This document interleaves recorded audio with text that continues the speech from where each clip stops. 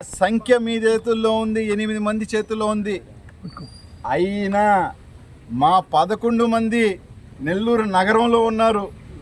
అయినా మేము వాళ్ళందరినీ తీసుకొని గోవా పారిపోవాలని క్యాంప్ పెట్టారు, చూసారా? అక్కడే వైసీపీ గెలిచింది.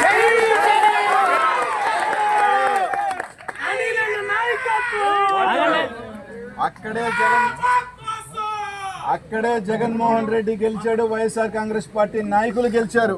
పర్ఫెక్ట్. ఇది చాలాదా మా నైతిక విజయానికి? మేము వెళ్ళి మా వాళ్ళు వెళ్ళి అక్కడ ఉండాల్సిన అవసరంలే. మమ్మల్ని చూసి మీరే చెప్తున్నారు మాకు బలం లేదని, మీరే చెప్తున్నారు మాకు ఏమీ లేదని. కానీ ఏమీ లేని వాళ్ళని చూసి హుట్టిన క్యాంపులకు పరిగెత్తి పోలీసులు గంజాయిని వదిలేసి కార్పొరేటర్ డెలివరీ చేసే పనిలో ఉన్నారు అంటే రోజునే నేను తప్పనట్లా. దయచేసి పోలీసుల్ని నన్ను క్షమించమని అడుగుతున్నా. ఒకవేళ మీకు పొరపాటు, కానీ బాధేస్తుంది సార్, బాధేస్తుంది. దాని మీద నా మీద కేసు పెట్టచ్చు. రేపు మళ్ళీ అనిల్ కుమార్ యాదవ్ ఇన్ని రోజులు వదిలేసామని చెప్పి నన్ను వెంటాడొచ్చు. ఏమి ఇబ్బంది లేదు, ఏమి ఇబ్బంది లేదు. చాలా రోజులైంది పోలీస్ స్టేషన్ దగ్గరికి మళ్ళీ ఇలా ధర్నాలకు వచ్చేదానికి. కానీ ఒక్కటైతే చెప్తున్నాం, మీరు ఎంతమందినైనా తీసుకోండి, ఏమైనా తీసుకోండి, కానీ మమ్మల్ని చూసి భయపడుతున్నారే, మమ్మల్ని చూసి క్యాంపులు పెట్టారే, అది చాలబ్బా వైసీపీ. ఆ ధైర్యం చాలు. ప్రతిపక్షంలో ఉన్న సంఖ్య తక్కువ ఉన్నా, మాకు సంఖ్య ఎక్కువ ఉండి మీరు తీసుకెళ్తుంటే అర్థం ఉంది. మాకు 12, మీరు 41 అన్నారు.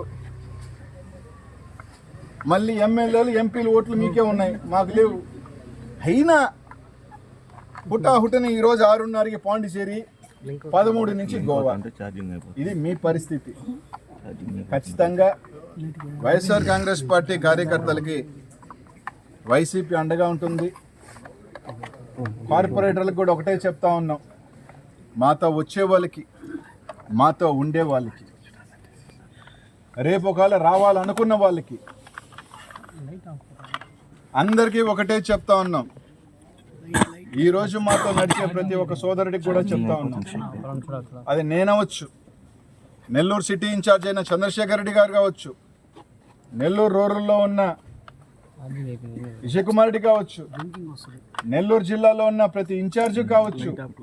ఇది జగన్మోహన్ రెడ్డి గారి మాటగా చెప్తా ఉన్నాం. ఈరోజు మా కోసం కేసు పెట్టించుకుంటున్నారు.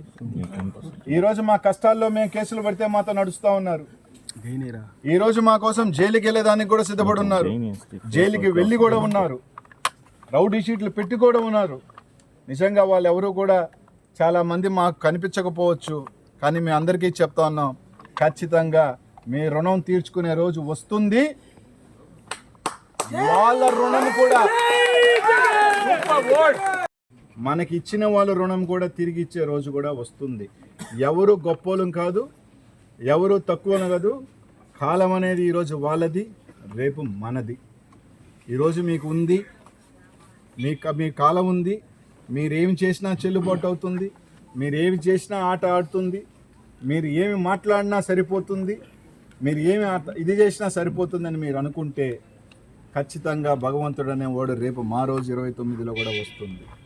మళ్ళీ చెప్తా ఉన్నాం, మీకు గెలిపించుకొని తీసుకోండి, కానీ ఇట్లాంటి దిగజారి అధికారం పెట్టుకొని కార్పొరేటర్లు మార్చుకున్నంత. మా నారాయణ గారికి చెప్తున్నాను సార్, చదువు వ్యవస్థ ఉన్న వాళ్ళు, విద్యా వ్యవస్థ ఉన్న వాళ్ళు దీనికన్నా ధైర్యంగా కార్పొరేషన్కి వెళ్ళి మీరు ఓడిపోయినా గర్వంగా ఉంటుంది. కాపీ చేసి పాస్ అయితే దానికి తృప్తి ఉండదు. ఒక సంవత్సరం యుద్ధంలో పోయి చచ్చిపోయినా అది వీరమరణం అంటారు. ఎవడో యుద్ధం చేసి కత్తెత్తుకొని వస్తే కత్తి దొబ్బేసుకొని పోయి నేను వీరుడు అని చెప్పుకోవటం అది వీరత్వం కాదు. ఎవడో కష్టపడి ఎవడో ఇది వేసుకొని అన్నీ దున్నుకొని వచ్చేసి ఆడబెట్టినాడు దాన్ని దొంగతనం చేసి ఎత్తుకెళ్ళిపోయి అది తాత్కాలికమే. నెల్లూరు ప్రజలు చూస్తూ ఉన్నారు, నెల్లూరు ప్రజలు అందరూ కూడా ఏం జరుగుతుందో అని చూస్తూ ఉన్నారు. ఏమి ఇబ్బంది లేదు, తప్పకుండా మంచి రోజులు వస్తాయి. పోలీస్ వ్యవస్థను కూడా మేము ఒకటే అడుగుతూ ఉన్నాం, దయచేసి అందరూ కోరుకున్నట్టే నెల్లూరులో గంజాయి పెరిగిపోతూ ఉంది, మటర్లు పెరిగిపోతూ ఉన్నాయి, రకరకాలు దయచేసి మా మీద కేసులు పెట్టే కన్నా, మా కార్యకర్తల మీద కేసులు పెట్టే కన్నా, దాని మీద దుస్సారించే కన్నా కూడా చాలా పనులు మీకు ఇంకా వేరే పనులు ఉన్నాయి. 8 గంటల పాటు పాపం మా సిఐ గారి